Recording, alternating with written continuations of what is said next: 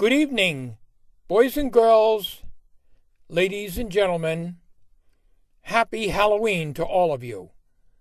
Halloween is a fun time of year, one of my favorite times of the year. I'd like to present to you Uncle Dorkel's 2013 Halloween special.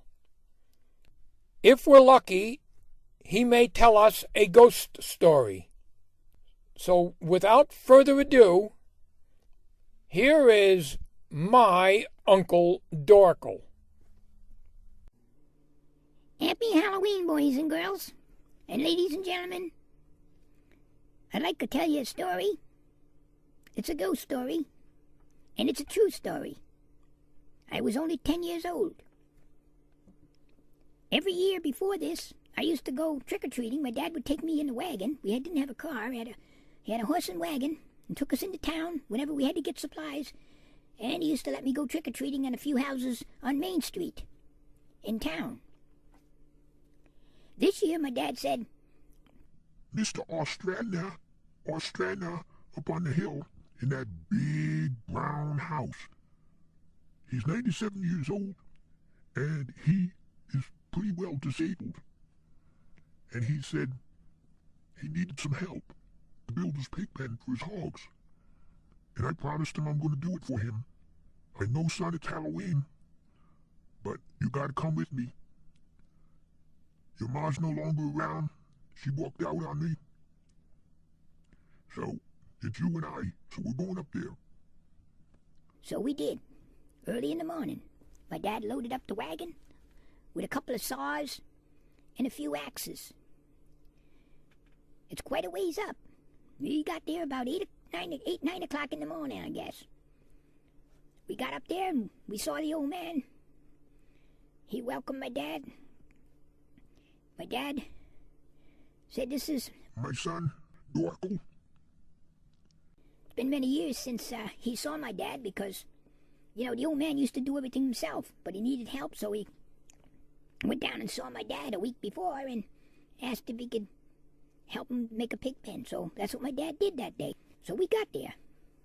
We did the work all day. My dad, of course, did all the heavy work, and I helped out with the branches and stuff, and we got half the pig pen up. And the old man says, "Well, would you be able to finish the job tomorrow?" And my old man says, "Well, I'll tell you, we'll have to stay over, or can't drive the 40 miles back home again." The old man said, "I can put you up. You can sleep on the couch downstairs. But I want to tell you something. I want to tell you both now. Never go down the cellar. Stay away from the cellar." Now, my dad knew the old man never wanted anybody down the cellar.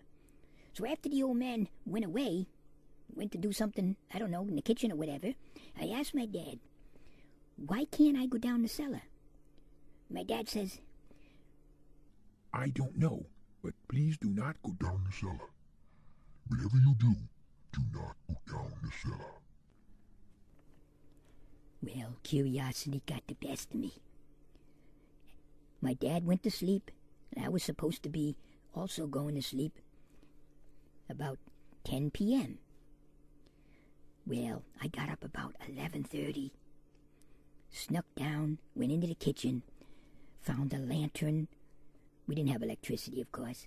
Found a lantern, lit the lantern, and saw the cellar door off the kitchen, opened the door quietly, and wanted to go down the stairs ever so slowly.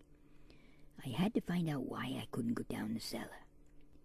So I went down, and I listened to make sure nobody's going to hear me. I kept stopping and didn't hear anything. I got way down the bottom of the stairs. I couldn't see much with the lantern. The lantern did not give off too much light. But I could see my way around, and there was cobwebs all over, and big black spiders hanging off of them. I heard something rustling. I looked, and it was only a mouse that ran across the floor, the cellar floor. So I kept looking around. all I saw was these big jars, like these canning jars. I looked at one of them and I says, ooh, it looks like this guy collects cat-eye marbles. There's a whole jar full of cat-eye marbles. I walked closer to it. I had to see. Gee, I said, maybe I can get some of these. Maybe the old man would give them to me. Or maybe I can just take one or two. I look closely and I say, ooh, I don't know. They're floating in something. They're like floating in water. I look closer. These aren't cat-eye marbles. These look like eyeballs. I was scared.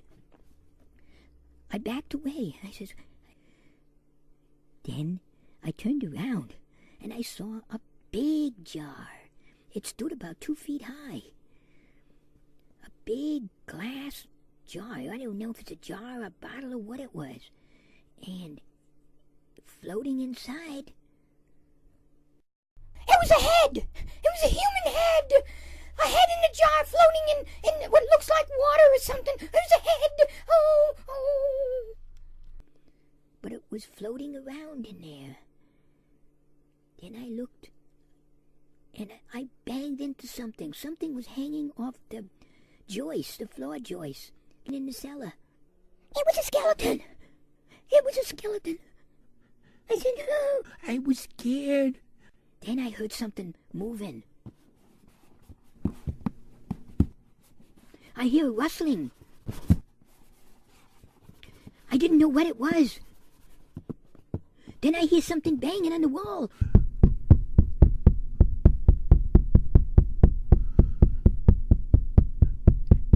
Oh, I started running. I heard somebody yell out, "Get out of the cellar!" I ran to my dad. I shook him. I woke him up. I said, my Dad, something said, stay out of the cellar. These jars, they had eyeballs in them. And after seeing that head, oh, and bones hanging from the floor joist. My dad said, Didn't the old man tell you to stay out of the cellar? I hope you like my ghost story. It was true. It really did happen.